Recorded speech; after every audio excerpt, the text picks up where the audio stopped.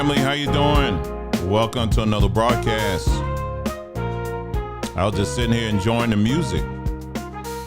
So glad to see you guys here. Hope you guys are having a great day. It is about 95 degrees right here in beautiful Arizona. And let me take a quick look at my map here and see what the temperature is like in some of these other areas where my people are. Hold on for a sec.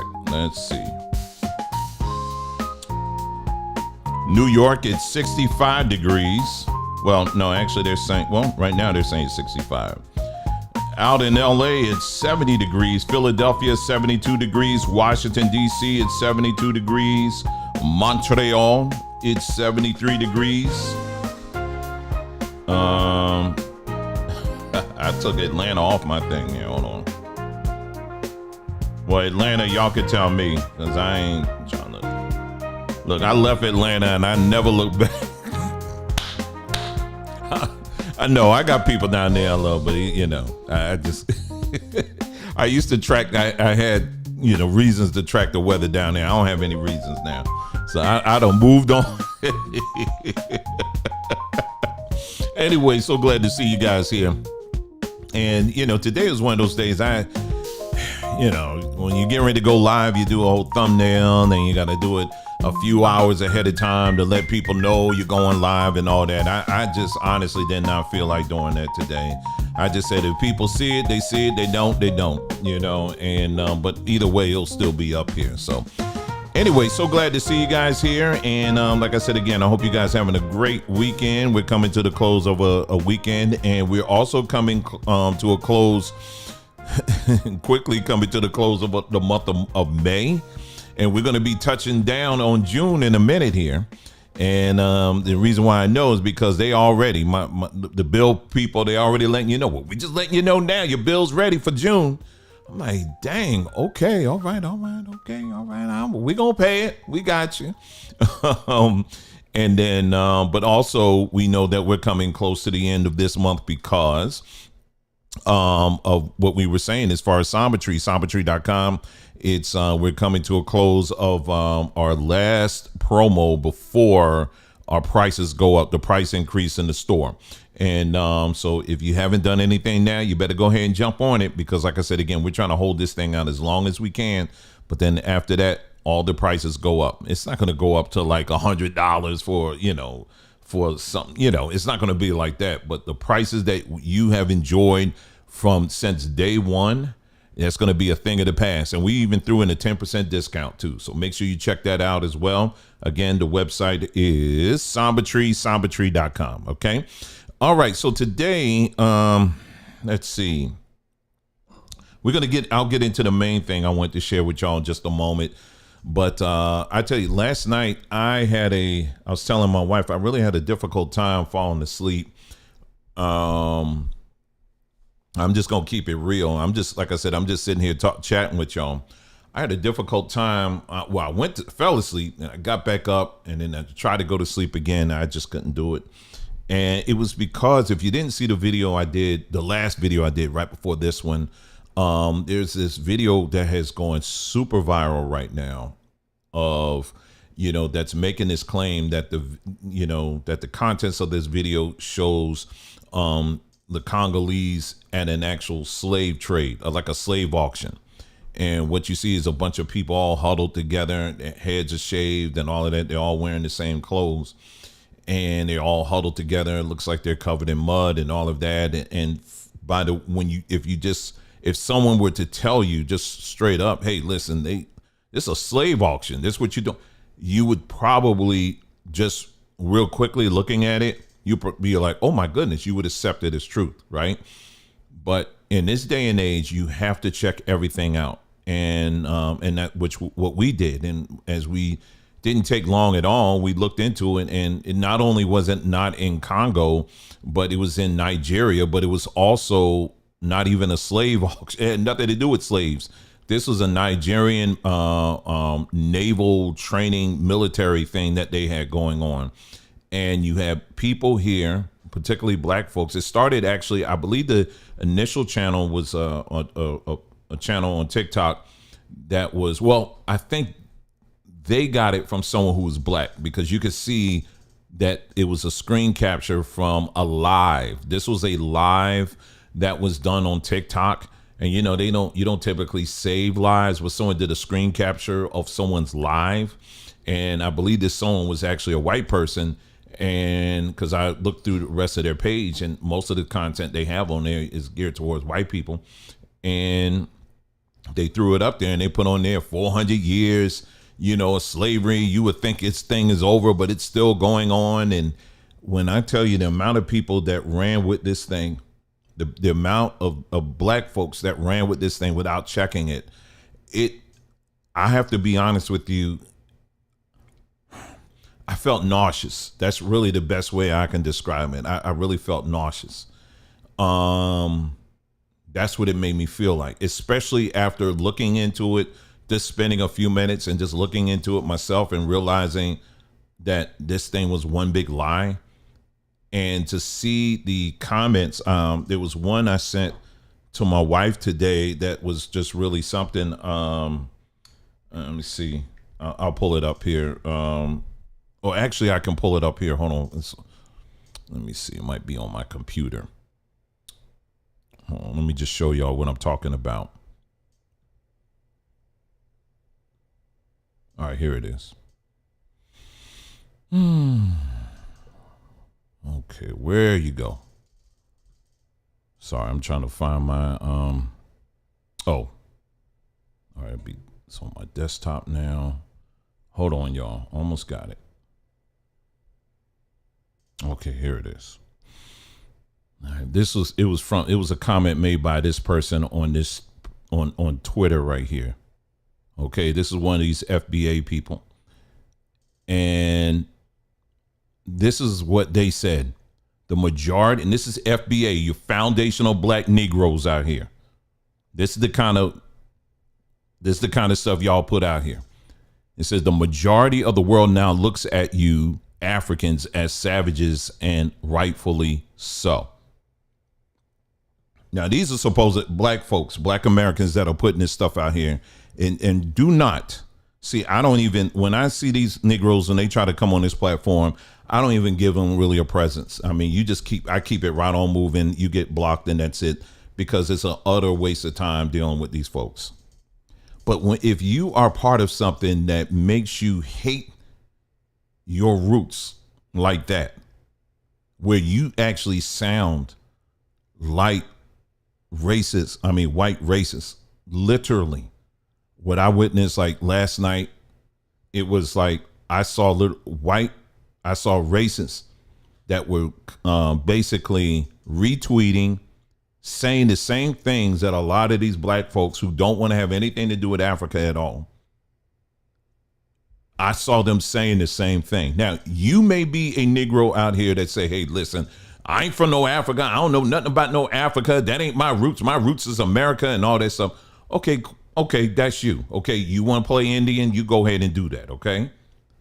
But if you find yourself repeating the same talking points as an Alex Jones, I would play the video, but he actually, and I put a link there on the community page. He literally said that white people have higher IQs than black people. And he went on to explain how white people had to have higher IQs because they had to know how to live in a prolonged time in those caves in Europe when it was real cold. This is his logic. That's not me saying it. This is him saying it. He said, whereas Africans, on the other hand, they lived in warmer climates, so they had to be a lot cunning. They had to learn how to run. They knew how to run faster, and they were stronger. They had physical strength. And so he's playing this whole race science thing, right? And so here you got someone like that that's repeating some of the very same talking points that people like Tariq Nasheed and many other Negroes out here that are saying this stuff about Africans. You may have your thing about Africans. I'm not saying all Africans are perfect and that you got to embrace them and love them. Nobody's saying that here. But if you find yourself repeating some of the same things that 50, 60 years ago, white people would on the regular would say about us publicly, privately, or whatever, then you need to really check yourself. You really need to check yourself. And so seeing that so often, it just made me very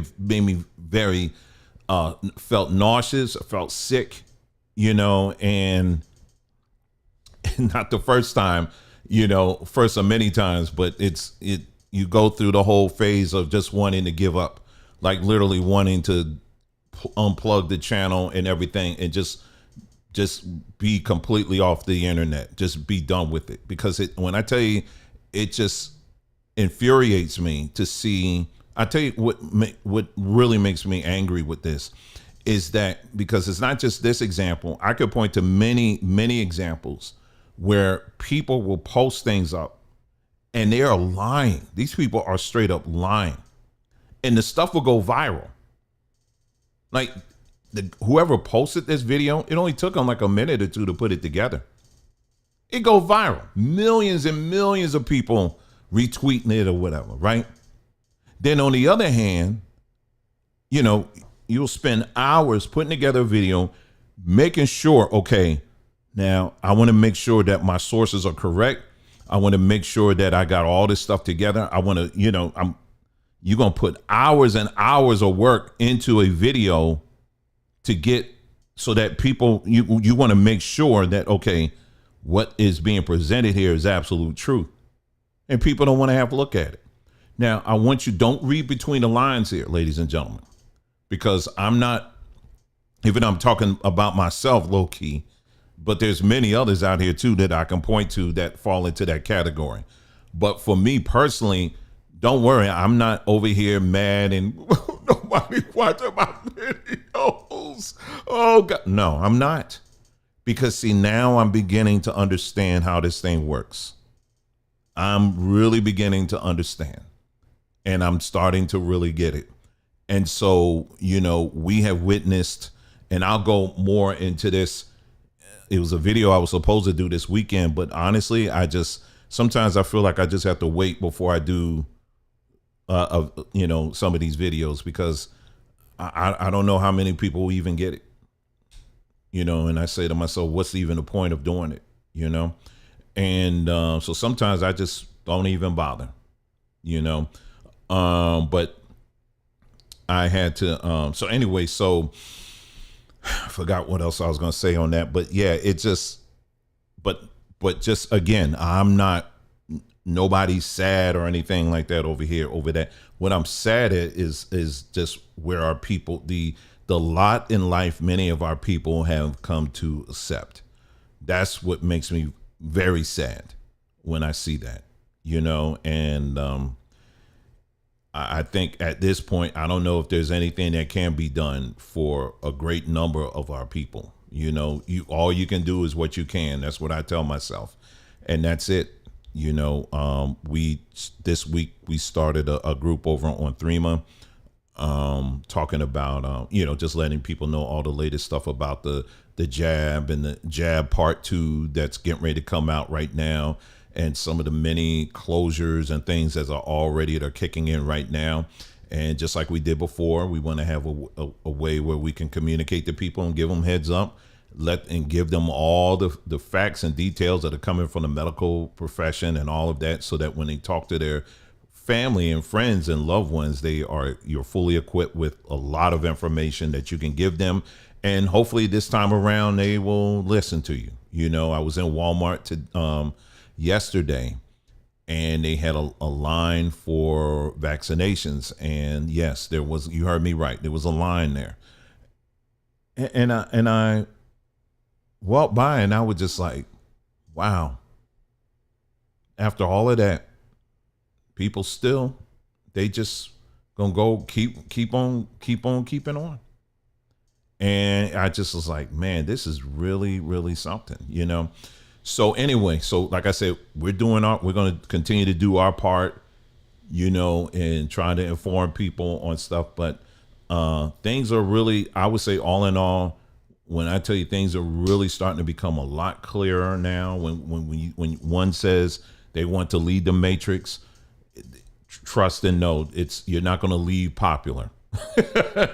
That's for certain. And so we're starting to see that now, but it's good to see other people now that are out here that are also beginning to ask questions, and they're also beginning to notice some things. And I came across this video early today. It came across my timeline. I think I've heard of this channel before. I never really watched it, but they had an interesting title on it, and I was like, and it had a black woman on it. So I was like, oh, because I'm not used to seeing, our people on this type of channel. So I was like, oh, that's interesting, and so, I started halfway through, just to make sure, is this something I want to listen to or not or whatever. But to my surprise, man, what she had to say was really, really good. And so then, of course, that I said, all right, let me go back a little bit. Let me listen. What else did I miss? And man, a very, very good video. And I think this is something that a lot of you will be able to relate to. But here's the catch, though. I think for some of you, when you see the term atheist, just like you just heard me say that down, you're already going to run because you think that's where we're going with this. Now, the word atheist, that's not something, first of all, I could call myself or consider that at all. I don't know. I'm not an atheist. I'm not leaning in that direction. However, what I do understand is that the word or the term atheist, it can mean, a lot of people, they just tend to believe that just simply means you don't believe in God at all. But what I have come to realize is that there are numbers of people out here who may claim that title, but they do believe in a God. They do believe in a creator. They do believe that. They just don't believe how it's presented, let's say in Christianity or, you name your religion. They don't believe in organized religion, but they do believe in a higher power or creator. They do believe that. And so once I realized that, it allowed me to hear from people out there who had a lot of questions, just like I did, about a number of things. And so I don't think this individual is calling herself that. I'm just mentioning that because the channel is the guy that's over it. He calls himself an atheist. So when I give you the channel, number one, I don't know this person. I'm not telling you go subscribe to him and all of that. I'm not signing off on every last thing this man has done in his life. This is just one simple video that I said, it's interesting. That's all it is. Okay. And so just want to make that very clear as we get ready to play this video. So anyway, this video here, I'm getting to, because there was two clips I wanted to highlight on it. It's from the person that we're going to be listening to. Her name is Ty Goodwin, and she's actually from Philadelphia. So, I automatically was like, okay. I already know she's anointed. I'm playing. But no, she's from Philly, and I think I know her brother. I think I know her brother. I'm not sure, but I think I know her brother as I was listening to him. But anyway, I'm going to play this first clip. Is about 5 minutes long. And then after that, there's another clip that's like 3 minutes long. And these are just two clips here. And then I'll show you let me pull up the video now so that you can see this video, the thumbnail. So maybe you can look it up on your own. Let me pull this up and then I'll get that video up. I'll play those two clips for you. Okay, let me see. Don't you hate it when your history on YouTube, it never updates? I cannot stand that. I literally can't stand that. I'm serious. I'm like, that's what you're supposed to be doing. Anyway, let me pull this up so you can see. All right, it's got an ad right now. So, okay.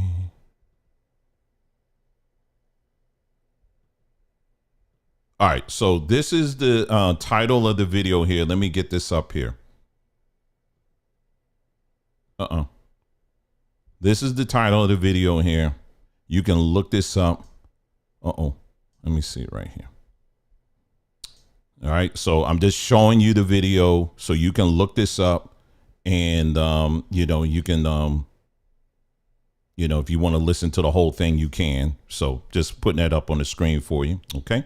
All right. So now what I'll do is I'll go ahead and play for you the video, and let's take a listen to this is just part of her testimony, which I found to be quite interesting, and it was something that's I think is going to be quite familiar with a lot of people here.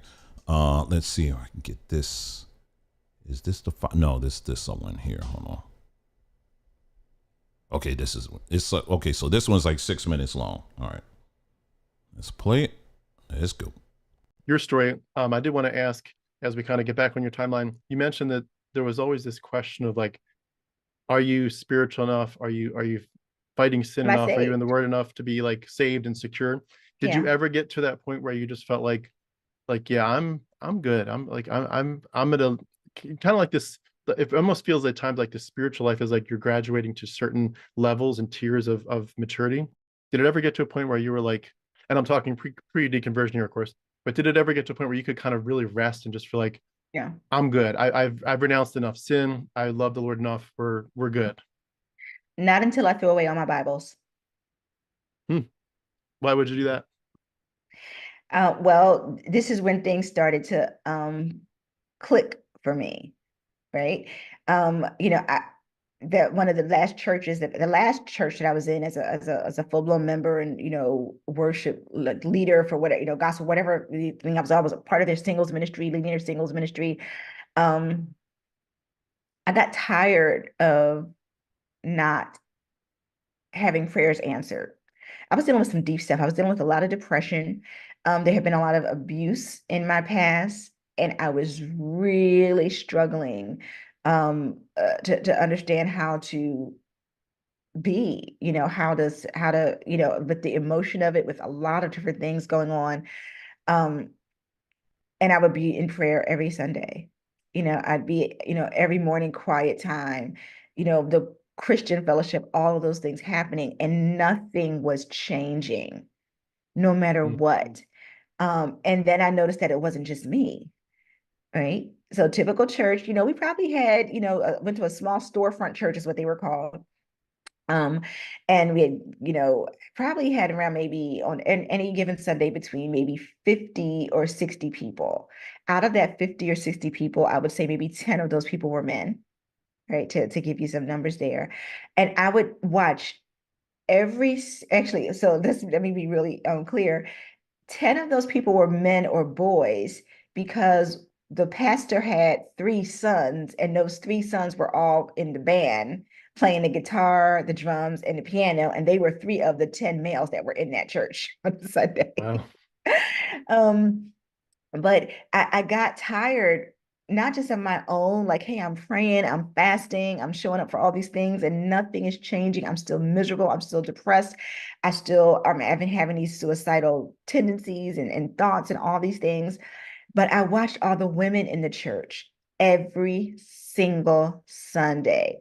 Oh Lord, please bless my husband. My husband's not acting right. Please, help my son. My son is out there drinking and, doing whatever. God, please help me with my job. I lost my car. I need help with my bills.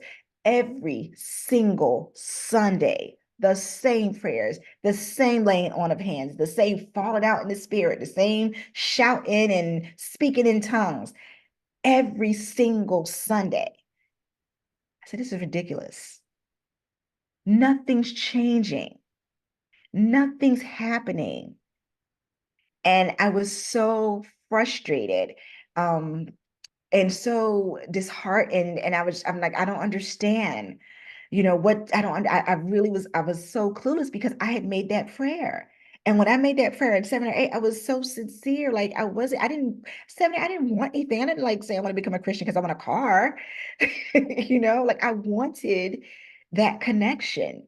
And I remember there was this one woman who was like a deaconess, or she was actually the pastor's sister-in-law. And she was doing like she was doing one of the sermons. It was like a midnight, I don't know if it was like a New Year's service or something like that. And she had been speaking and she was doing the prayer. So when somebody calls you up for the prayer, everybody, it's like 50 people, right? Everybody gets up to go for prayer, whether you need it or not. So I remember getting up in the prayer line, and this woman, Tim, was literally trying to push me to the floor. Because I'm there with my Oh, hands up, and you got the emotions, the dopamine. I don't know if you read about the dopamine effect of worship and how it makes you feel, and so everybody's in that energy. But this woman was literally trying to push my neck down and push me back to make it seem like if I had fallen out in the spirit under her holy spiritness or whatever. And I just stood there. I'm like, you're not gonna make me fall to the ground. And I could see the anger in her face, because I wasn't stumbling back, and I'm not, because I'm like, I'm tired of acting, right? Like at some point, we're like, yeah, is this really a spiritual thing, or do I know enough to move my feet and shout? Because that's what we do, and that's what you see everybody else do, right? It's like those studies where they say, like where people have been in a class, and they're the only person that doesn't know this, but everybody else is saying the wrong answer. And then at some point, the person that's not in on it starts to say the wrong answer because everybody else is saying the wrong. It's like that. That's what it felt like. And yeah. that was the day I decided I'm not going back. Hmm. I'm done. I'm done with the church. I'm done with that church. So you weren't Um, you weren't pushing away from God. You're just pushing away from churchianity in a Yeah. sense. Okay. Yeah, I'm not going back there. And I thought, and I had been connected to some of those people for at least 3 to 4 years because we all went to college. Okay. So yeah, quite interesting, isn't it? Quite interesting. Ain't that something? Someone being generally honest with their observations, in the church world, and I think that one of the things that really resonated with me was something she said in that clip. She was talking about relating to when she was a little girl. It was saying these different prayers, as a child. I mean, you can't get any more tender and honest and transparent than that, and she's making these prayers and stuff, and nothing's happening. And like I've said in the past, what religion will tell you is automatically assume that you are still the problem, even though you don't see it. You got to pray even deeper, because perhaps there's a deeper sin that you don't see that's hindering you from seeing your prayers answered. Now think about it for a second. We're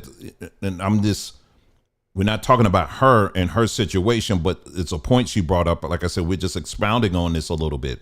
Think about the many times, let's say you've had young people who had a parent or whatever that was sick, or, something just really tragic happened.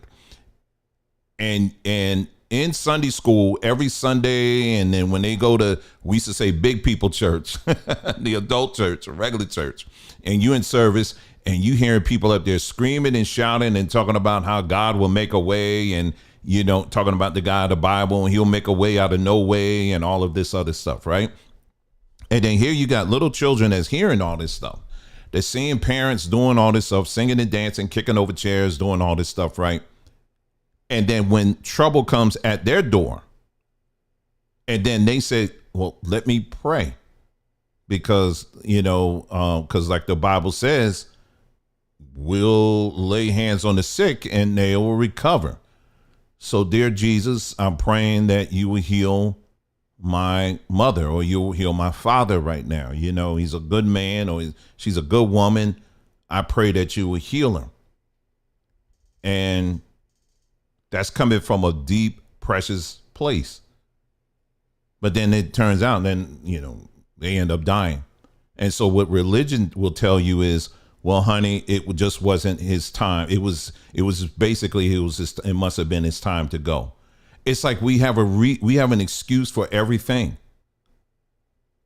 So on one hand, we'll sing songs about taking him at his word, but then when the word doesn't manifest, then we have an excuse to give when the word doesn't manifest. But if that was someone like me or somebody in your life telling you, listen, I'm going to pick you up at 6 o'clock. Okay. You can count on it.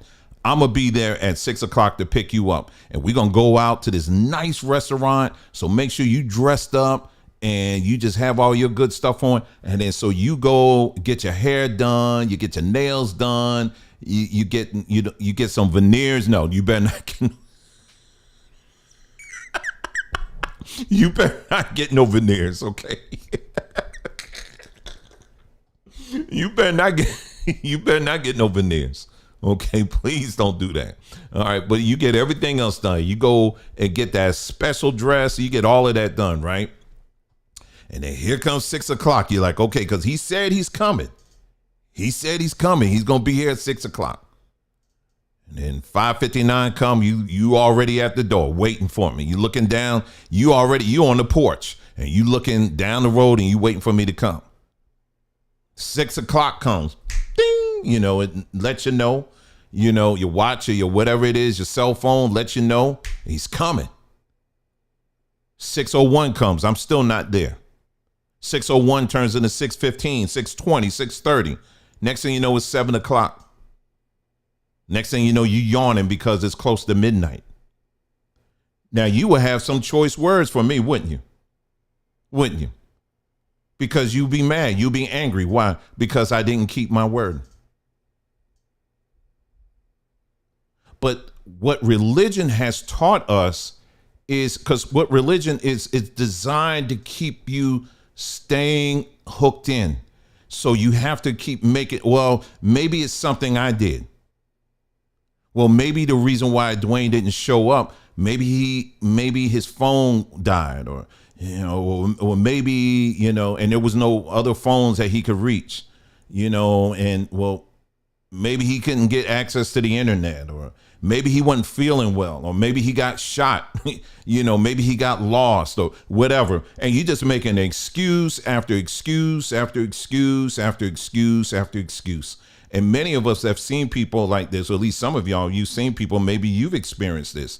If you're married to somebody, or maybe you're dating somebody and it's an abusive relationship, and the person, you still trying to give everything you can to that relationship. And so people around you may start asking some probing questions. And instead of you being honest and saying, hey, yeah, you're right. Yeah, he does beat me up. You make up a reason. Well, maybe I deserved it. Maybe I deserved that hit. Maybe I deserved that black eye because I should have had his dinner ready. Maybe I should keep these houses clean, and, maybe he's right when he says that I don't appreciate him enough, because when I started thinking about it, I was sitting there taking a break from cleaning the kitchen and making the beds and all that. And I was just taking a break. And, I'm sitting down thinking now, I say, instead of me taking a break, I could have been getting his food ready. I should have done that. Maybe I need to think of a way that I can better manage my time. Yeah, that's right. So if he got frustrated and gave me a black eye or two and punched me in my stomach, I deserve that. This is exactly how religion has many of y'all looking. You make excuses for a lot of this stuff. And when you look at it from a perspective of a child who's innocently enough, the Bible says, suffer the little children and let them come unto me. A little child, all they know is, hey, can I have this or can I do this? And the parent's just going to give it to them. But we never hold the parent accountable for not doing it. Because this parent, in this particular case, is surrounded by a bunch of adults, okay, that are forever making excuses over and over again because they got to keep it going. Religion says it doesn't matter. You got to keep it going. You got to keep it going. You got to keep it going. And what you're doing, and you want to know why. You know how I was growing up, people used to say some of the baddest children out there are church kids. You want to know why? I think I figured it out. I think I cracked the code. It's because they see the gross amount of hypocrisy in religion, and they have at least some sense enough to notice it. And what you're seeing is a struggle for them to get out of it. because once you see it, you don't want to pretend anymore. So you start acting up. That's why you see some, like they said, some of the baddest children you see are in the church. That's why. And then what happens? They get out there, they start acting the fool and all that, get all in deep stuff or whatever. And then they have that maybe God's trying to tell you something, color purple moment. Then they come crawling back to the church where they in turn get into a whole, now they're church folks and now they got children that they've had all over the place. And then the cycle just continues until the culture itself just gets destroyed at the end of the day.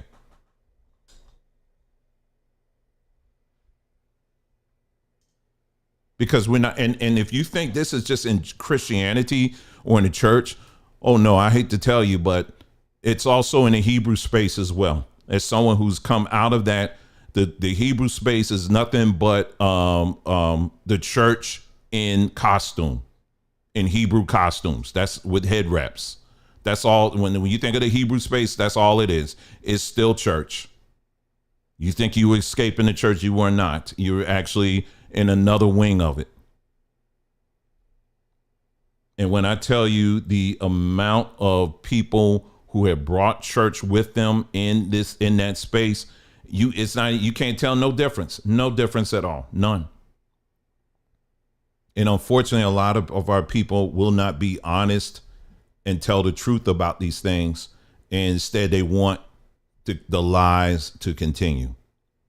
I'm going to play. This is another clip that I found to be quite interesting, too. And let's play that one as well. This is not going to be a long broadcast unless someone tells me, hey, listen, hey, I'd like to call in. I don't even have the phone line open. But if you want to call in, let me know now in the chat. I'll be more than happy to turn it on. But, it's, I didn't necessarily plan on, but I got a few minutes. All right, so let me put this one on. Okay, so this is another clip from the same individual. Let's take a listen and let's go. Just for his sister. Yeah. Not David, not the worshiper who loves God and wants to dance before him. He was concerned about his son. The third thing that kind of really pushed me over was the story of Job. And I had so many conversations with my mother about this because my mother is very much, Christian. And no matter how many questions I would ask her about, can we take a look at the history of the Bible and how it got put together and who put the books in place and the timelines and the dates and, oh, but it's the word of God and it's infallible and you can't question the word of God. And, she gets that real stern, voice in her. And so I was talking to her about the story of Job. I said, so Mom, help me understand this.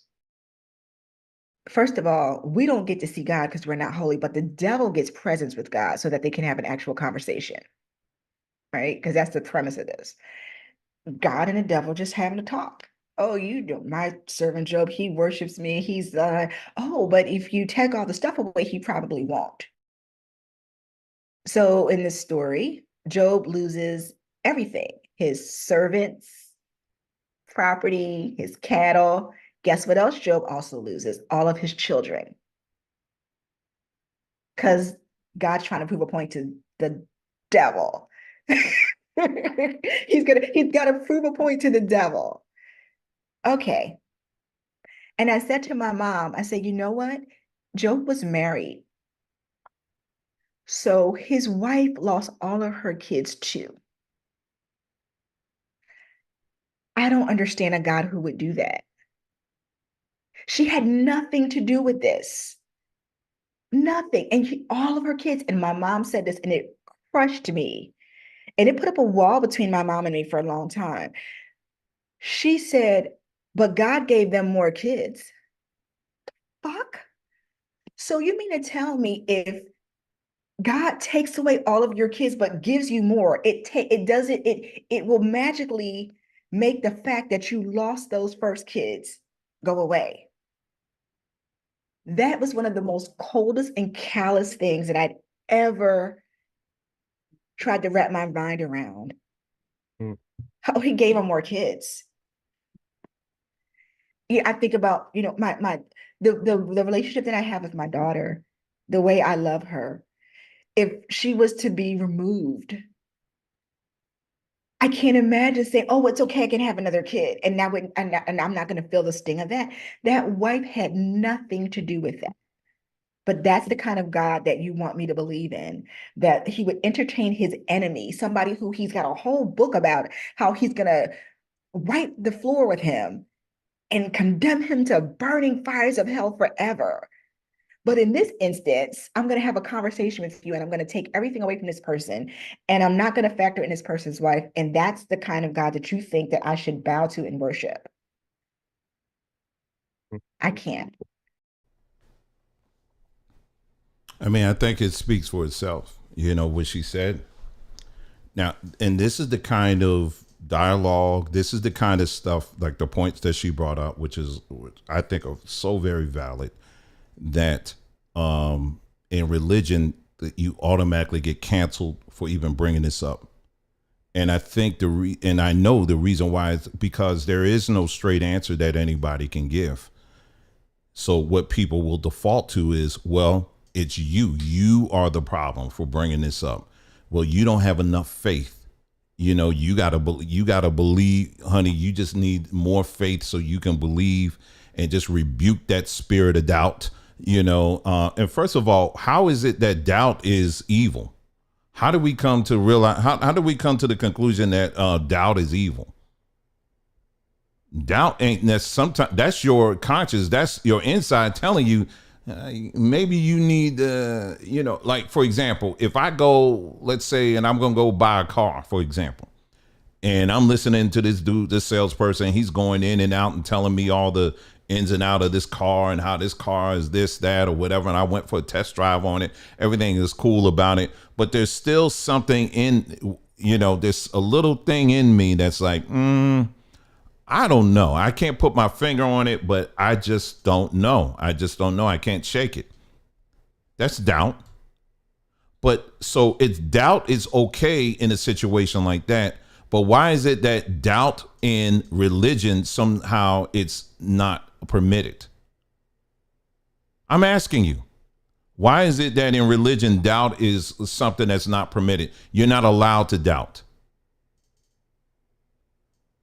You know, even in the story about doubting Thomas, for example, for years, well, when I was in the church world, how he was, they gave him the disciple Thomas. He's the one that said, listen, unless I see the nails in his hands and all that, and the whatever, the spear mark on his side, I'm not going to believe. Right. And so everybody else, they just taking him at his word, taking it as his word. Oh, he's risen. He's alive. They just took. But Thomas, on the other hand, he was like, nah, he need to be standing right here in front of me. And I need to see those holes, and I need to put my hand on it. And now I know. Then I'll know. But then guess what? According to the story, Jesus shows up and he sees, right? And then he believes. And then according to the story, Jesus says, Thomas, because you have seen me, you have believed. But blessed are they who have not seen and yet believe.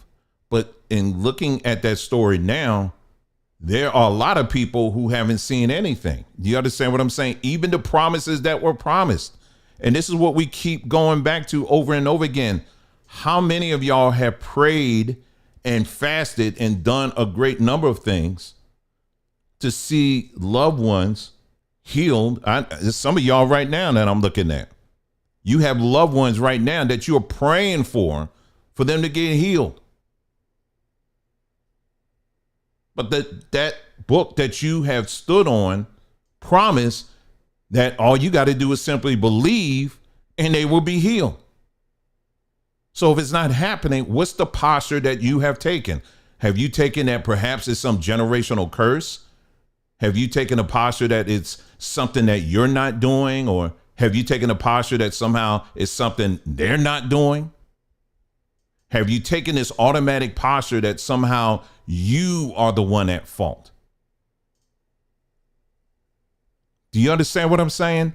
And what I'm saying to you, that it's okay to look at these things and to answer, to ask these very difficult questions. because we got a lot of people who have lost their lives, and we just kind of shrug our shoulders and say, well, hey, it's just what it is.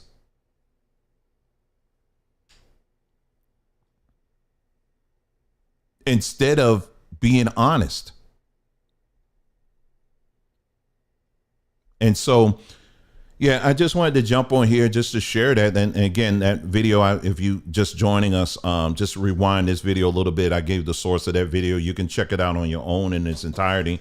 I heard just about all of it, and it was really good. It's good to hear other people, you know, with similar testimonies like that. And she wasn't out here dogging, you know, preachers and all, you know, and, you know, being critical, you know, evil or saying bad things about. She wasn't even sending people to hell. This is the thing. Now she's asking, all she's doing is going through, sharing her testimony, right? Do you know how many people, anybody like that, you just sharing your testimony, you just sharing your experience, your journey about how you're like, you know what, this religion thing, it ain't working for me. You know how many people would say, well, you know, she on her way to hell.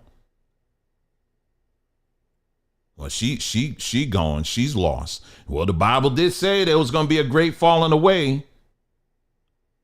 That's what religion does.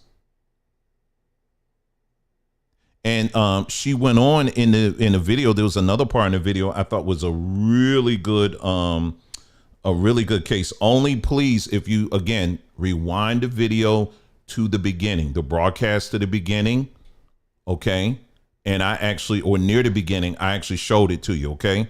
So just follow, yeah, if you can just follow that, I had it all up on the screen there. So just, you can jump back and you can go to it, all right? All right, I gave you the source of that, and I'll put the link in there too for you, all right?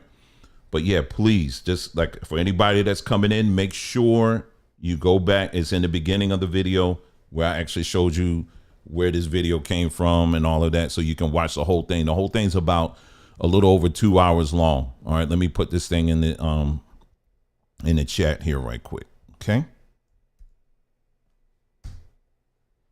there you go. All right, so yeah, but just learning to be honest, you know, with your assessment of everything here. And the reason why I guess I spend a lot of time on things like this is because of the fact that what's coming now, this whole, you know, the jab part 2, you have to be an individual that asks questions. Do you know how many people are not here with us right now because they did not want to ask questions? They didn't want to ask it. You know how many people did not want to take the time? You give them information. Oh, that's too long. Can you just put it in a minute? Just tell me, just put all the information in 1 minute. I ain't got time to hear all of that. Just put it in 30 seconds. I ain't got time to listen to all of that. And numbers of these people out here ain't out here no more. They gone. Real talk. They're gone. And the amount of stuff that I see today are people are getting themselves involved in because they won't take the time. And like this woman did, I thought she did a wonderful job and just sharing from her own experience, you know, starting as a child and just sharing just simple observations and just having very simple questions and being respectful the whole time. And how the pushback just from asking simple questions. It's really something to me. It really is. It's really, really, really something. What was I going to say? Yeah, if someone wants to call in, maybe share your thoughts on it, I'll turn the phone on for you. And if you want to share something about as far as what we talked about today, we haven't done this in a minute. We'll just do this for a little bit here, but if you want to call in, just give me a moment here. It doesn't take me long at all to set this up. And then if you want to call in, yeah, come on, call in and share your thoughts on this. Be interested to hear what other people have to say on this. Maybe share your own experiences what you've been through and all of that. Do we have all the answers to all this stuff? No, we don't. We don't have all the answers. But right now, we have to get rid of the lies. And there's a great number of lies that we have been told. And we have to be honest about that. Because if we're not honest about that, we're going to go to our grave in just the foolishness. And anyway, so let me put this up here. All right, that's connected. All right, so I'm just doing this right quick here. Let's get this up here. And even if you've called in the past, you can call in again if you like. Like I said, again, this was not a plan for me to go, to have the phone line on, but it's up now. All right. So if you want to call in, let me get this phone number up on the screen if you would like to call in.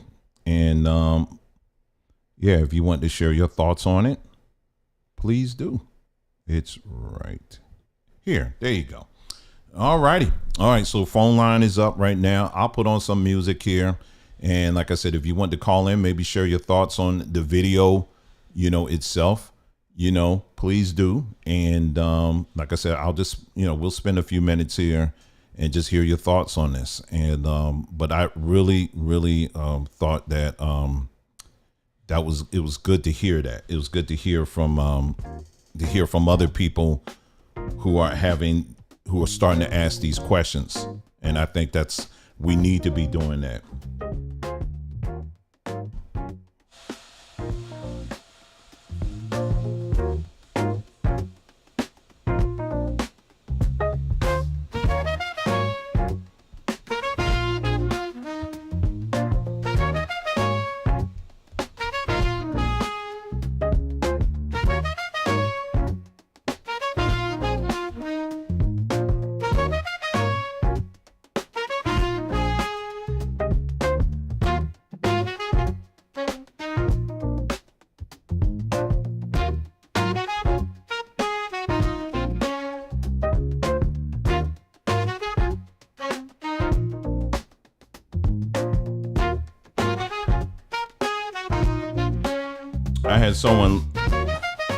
I had someone leave a comment the other day. I think it was yesterday. Someone left a comment. They said, I'm just praying for they said, I'm just praying that God will raise up basically a Moses figure, to get our people straightened up. And I said to myself, I said, honey, if you're waiting for a Moses figure, you're going to be waiting a mighty long time. And sadly, a lot of our people, we've been trained so much on religion like that's what we're looking for. We're looking for that one leader. We're looking for the next MLK. We're looking for the next Malcolm X, that one person that's going to lead us somewhere. And it's the elusive Moses. It never show up. And, just today, right before I went live, I think there was either 2 or 3 graduations. It was us where there was a shooting took place. Now, there's some people that will hear that and say, oh, yeah, they sending in spies. That's the CIA. No, that's NIGIAs. Okay, that's who's doing this stuff. And we got to be honest about these things, and but what religion has trained us to do is not to be honest about and make honest assessments. You know what I mean? We got to always give excuse and pass the buck on things instead of just being honest and straightforward, because it's through that that's where healing comes. That's what I was going to mention. In the video, she mentioned in this interview, she was talking about how just about everybody in her family, all the women in her family, just about all of them, they have children. They got all of them got children, and then none of them are married. But yet these people, they will, when it comes to preaching the gospel and all of that, and laying on their hands and praying for you, they can do that all day. But when it comes to actually demonstrating that in their own life, it doesn't appear to work for them.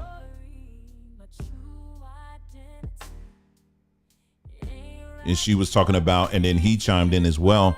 He was the guy that was in the interview. He talked about how it was some program he was part of where he was told, hey, listen, we need you. It was like a mentorship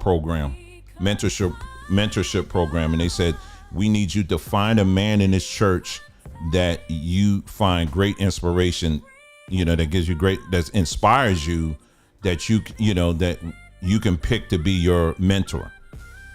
And he had to take a long, hard look. He said, I couldn't find now one. He said, I couldn't find any man in this church that I wanted to emulate. Not one. Now, it's a white man saying this, and in his church.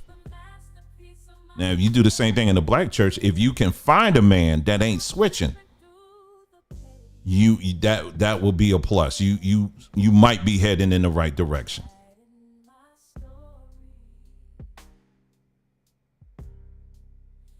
But seriously, at this point now, it's too late in the game. It's too late in the day for us not to be honest and transparent, even in our own families. It's very difficult at times for us to be honest, even about our own families, and some of the raw foolishness that happens even in the mix of our own families. So we just pretend and talk around stuff and act like those things don't exist, but they do. And now we're living in the time right now where, because there's not a sense of transparency and honesty, even in our families, people are dying, literally. All right. Here's a phone call here. Let's go ahead and take this call. Caller, can you hear me? Caller, can you hear me? Oh, hi. Can you hear me? I can hear you just fine. How you doing? Hi, I'm good. I kind of came in the middle, so I didn't really hear the whole thing. Mm-hmm. But I just had two points to add to the conversation. Yes. One is that I think that some people, especially me, like, we seek religion partially for community. Mm-hmm. But sometimes outside the community, there's no, outside the church, there's no community. Yes. Unless you're like a student or something. And mm-hmm. and I wonder if that can be addressed. And also, the other thing is, I fear that we've reached a point where there's so much distrust in the Black community mm-hmm.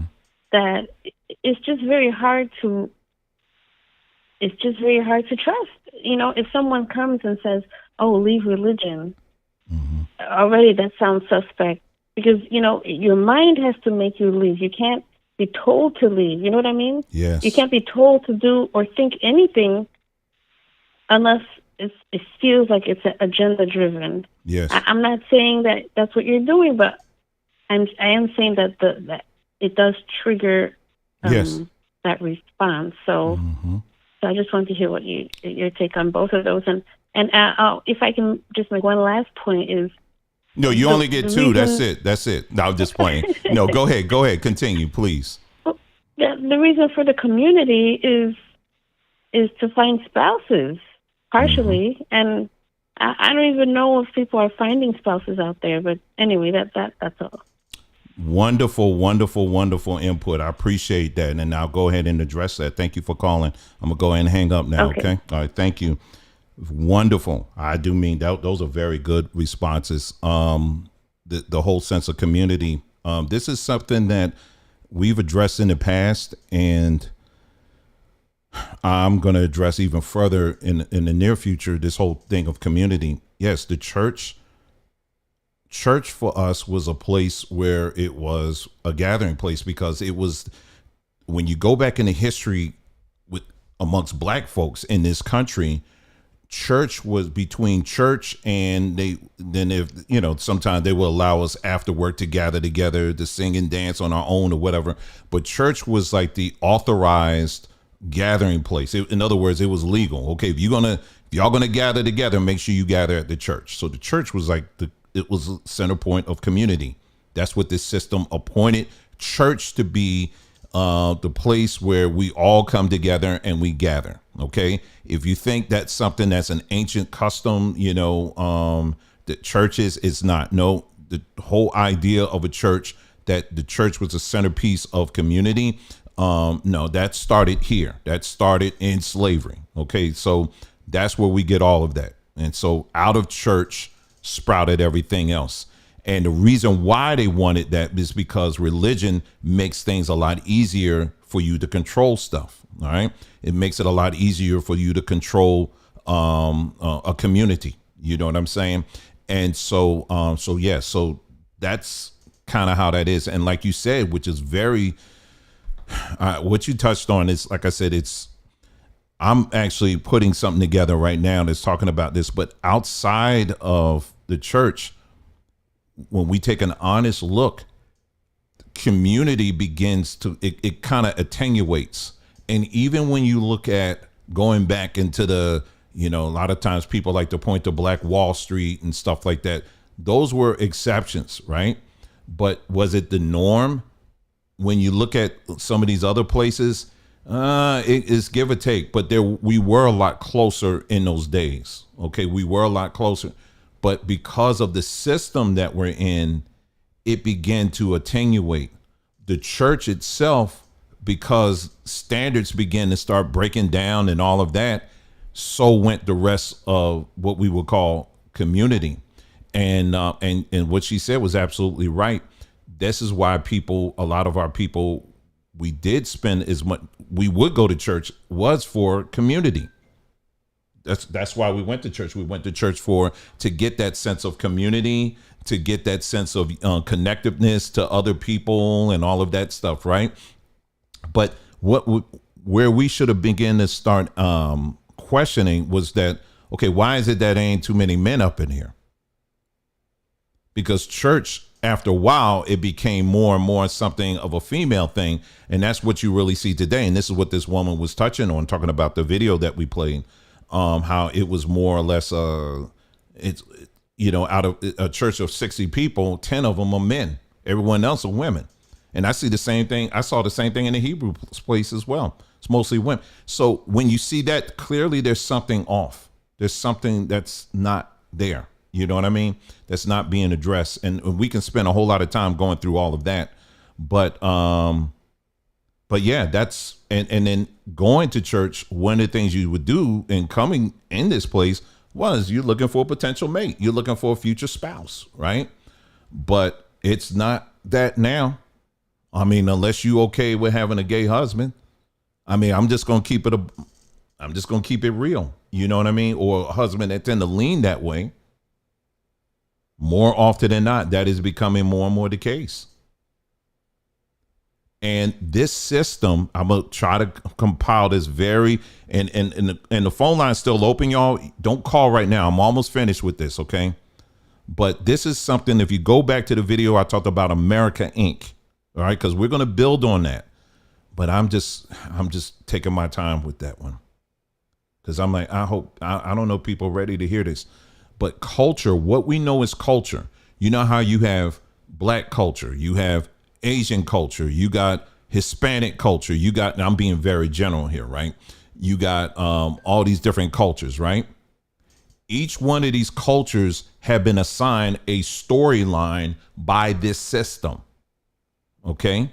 And each storyline has been authored by people who've already cast their vision and says, this is how we want their story to end. So for the Asians, we already got that written out. For the Hispanics, we already got that written out. For the Black folks, here's your script, and this is how you're to play out, and this is how your end is going to be. Okay? This is how society works. This is how America Inc. is established. So with that being said, and one of the things in our script is broken families, low self-worth, no vision, and just total self-destruction. These are the things that have been written in our script. And unfortunately, many of our people have embraced the script so much they have become the character. This is why you see a lot of the foolishness and stuff going on. And in each one of these scripts, let me be very clear, the plan is at the near the end of the show, there will be no cultures. This is why you're seeing like black culture, for example, it is crumbling right before our eyes. And you would have to be a stone liar to not see that. It is crumbling right before our eyes. But it's not just black culture. All these other cultures out here, they are coming down as well. They are dismantling from the inside. I talked about Japan, for example. Japan, they're the young people, they're like, I don't want to continue what grandma and grandpa did. I don't want to continue what my parents did. I'm out of here. They're begging people to come here. Now, there's a lie story that's floating around out here where they're saying that Japan is begging for black people to come there. That's a lie. And I'll do a video on that as well. That was a story that was spun by this other fool out here that spreads lies. And we're going to expose that nonsense too. But no, that is not the case. There's not one credible source that's saying that. But our cult, but getting back to the point, all of these different cultures right before us, they are dismantling. Because why? In this system is a corporation. It's a business. And you do not go to a shopping mall to establish culture. Do you understand what I'm saying? If you go drive through a business park, for example, you're not going to find in a business park houses and playgrounds and stuff like that. You're not going to find that. People go there to create business. You don't create, and what America is one big corporation. And this is where we've been deceived into believing that us being here, well, it created our culture. Not quite. Because our culture, we don't really control anything in our culture when you think about it. The other day I talked about hip hop, for example. And a lot of black folks like to beat our chests and talk about how we're the ones that started hip hop and gospel music and jazz and all that stuff. Okay, you can beat your chest on that all you want, but do you control it? No, you absolutely do not. You don't control it. So if you don't control it, then what's the point of you being all proud about it? You don't control it. And so slowly we're seeing what we know is black culture. I would estimate in the next 20 to 30 years, what we know as black culture will not be in existence. It's not. And I want you to be totally honest. We got to start being honest with that. And we're really going to go into detail on that. So Unlimited Key says, I just came from New York. The pizza is garbage, and said wouldn't feed it to my dogs. Yeah, and you know what? You go into a lot of those pizzerias in New York City. Guess who's working in the kitchens? It ain't Italian people. It's Mexicans.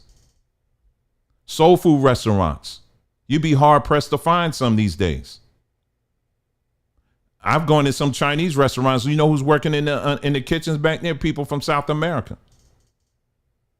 So this is a business. It's not a place for you to build culture. And it's going to continue to dismantle itself over and over again, sad to say. And this is why what we tell people is, if you want to, the plan should be for us as individuals to salvage what we can salvage and think smaller. In other words, you link up with people who, you share values and you share interests or whatever, and you build with them. You know what I'm saying? That's what you focus on, not this whole Moses thing where you see millions and millions of people all gathered together that look like you. I'm telling you, no, that's not going to happen. OK, that's a fantasy. All right. So reality is you need to focus on that. Now, the other thing that she said, as far as like when you hear somebody, let's say telling you come out of religion or whatever, there's going to be a sense of you're a little suspect of that, because you're like, OK, well, what are you bringing me into? And I get that and I understand that. And I know a lot of people, and you're not the only one that said that. There's other people too that, where is this all leading? Where are you taking us? Number one, I'm not taking you anywhere. The only people I'm leading is the people in my home. That's it. I'm one voice on this plantation, sharing my thoughts and experiences, whatever, in front of a camera. That's it. I'm not leading you. And that's part of the problem. Is that many of us have been trained to look externally for someone to lead us. If we ever get to a place where someone is leading you that's not in your home, that's very suspect. That's something where you really need to start asking a lot of questions, because that's exactly what religion has trained us to do, is to always look externally for someone to lead us. I have no voice in your finances. I should have no voice in what you decide on how you raise your children. I have no voice in any of that. Either what I say, either if it's a confirmation on what you're already doing, then great, that's good. If you want to, and I'm just speaking in general, if you want to come to learn about stuff, that's great too. That's perfect. But you take the information that's being shared and then you use your brain to come and try to decide, okay, does this align with the course that I'm going on, or it does not? Either one or the other.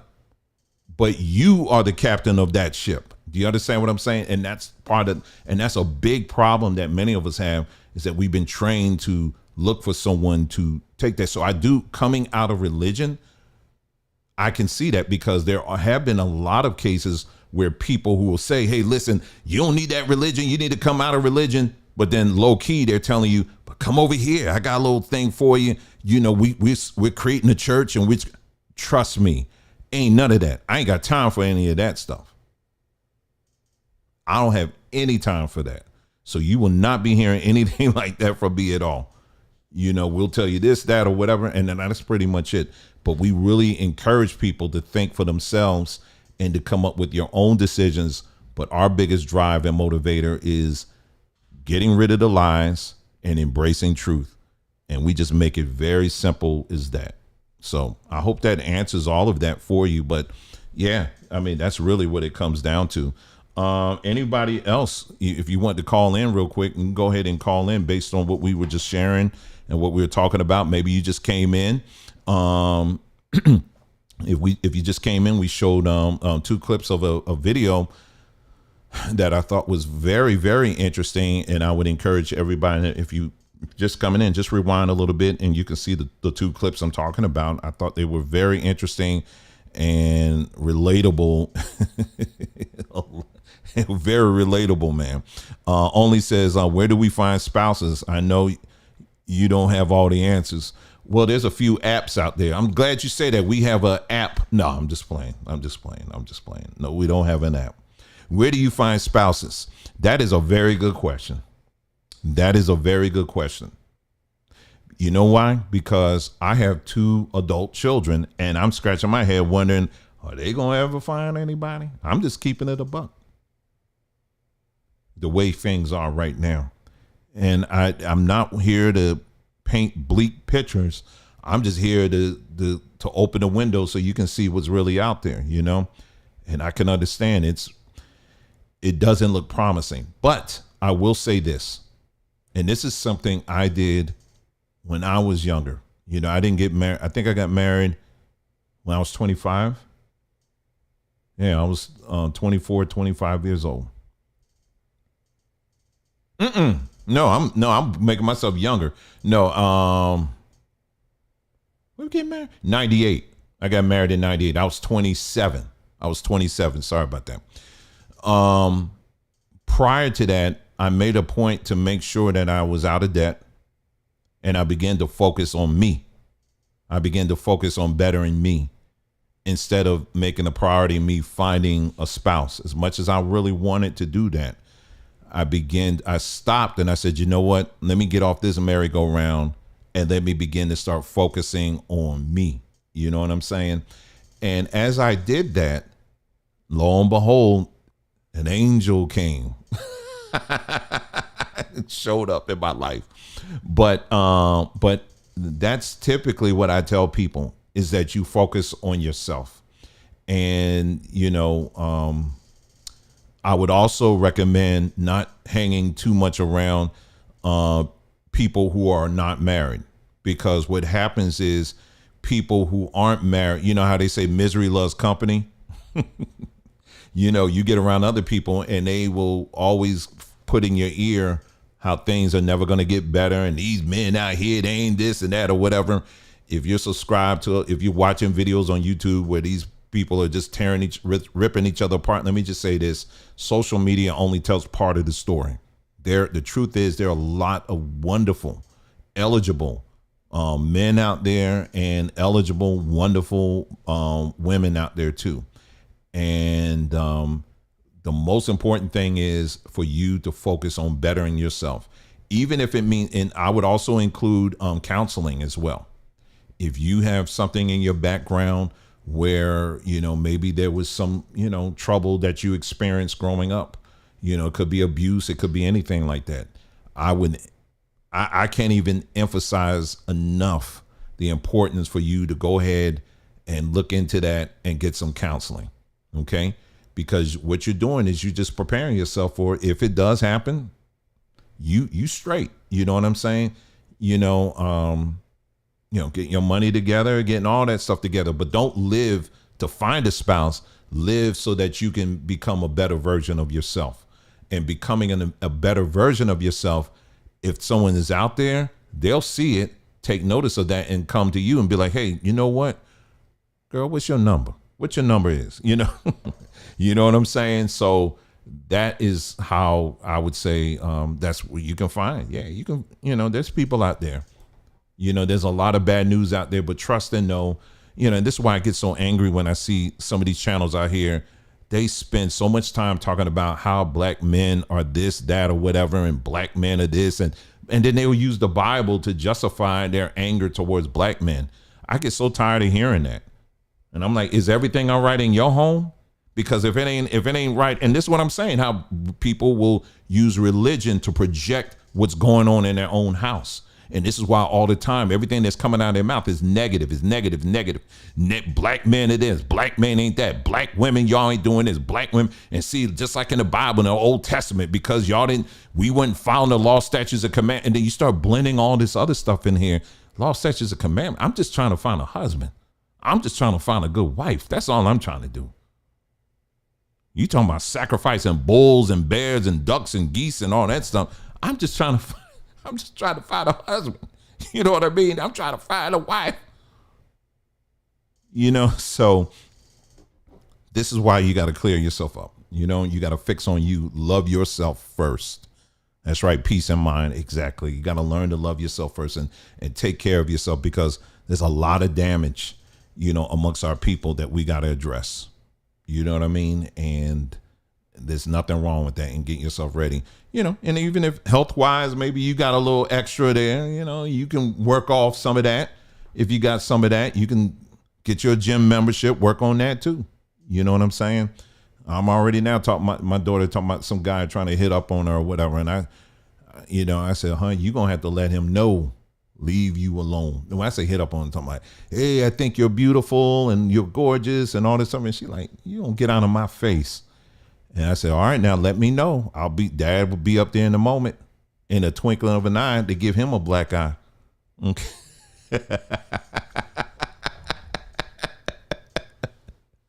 I'm serious. For real, I ain't playing. No. But yeah, that, little things like that. Also, maybe, even traveling a little bit, pick one place and say, hey, listen, I've never been to wherever. Go on a trip, expose yourself, right? And just get out here and just see some of the rest of the world. You know what I'm saying? Little things like that can really make a difference in your life, where you're not every day. And when you immerse yourself in all of these wonderful experiences out here, trust and know you ain't going to be you're going to be so busy thinking about all these other things. You can be in Mexico City learning a new language and learning how to do pottery or something like that, and you ain't even thinking about, you know what I'm saying? You in a whole nother thing. You just got all your colorful dress on, you got your hair did, and having all these wonderful experiences and stuff like that, instead of being like a lot of these people who sitting on the internet and just listen to all these people talk about how bad black men and women are. Get on out here. There's a world out here waiting for you to come to explore and to learn more of it. And in those experiences, you can become a much better you in the process of doing all that. I was thinking, I oftentimes think about, man, you know, there was some places I wish I had traveled, you know, before I got married. And but we're still doing it. We're making our way. You know, I got some beautiful our creator is giving me some beautiful passengers, so we get to it, you know what I mean? But you know, I was thinking, I said, man, it been a lot easier, you know, when I was young, single, I could have done that. Didn't do it, but whatever. So I tell people all the time, listen, go do all that stuff, you know, when you can, you know, so because it all helps you to become a better you. All right. Anybody else want to call in? If not, we're going to shut it down. Like I said, again, this wasn't going to be a long one. I wasn't even planning on having the phone line on, but we're here now. But yeah, I thought that was a really, really interesting. And thank you, caller, again, for those great insightful questions that you had there. Yes, Puerto Rico. Gee, I wonder why you're saying that. So Puerto Rico is nice. I'm sure it is. With your suntan. I'm sure you got a nice tan.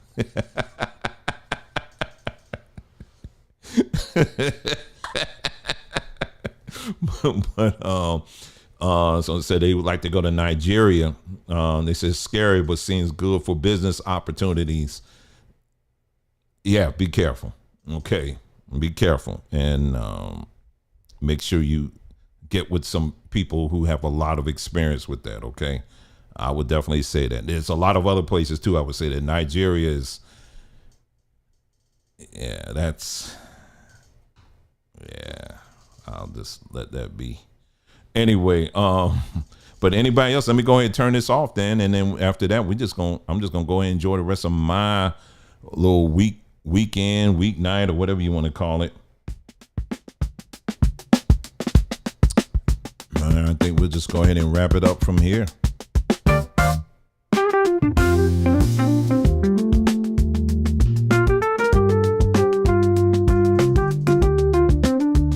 All right, that's it, y'all.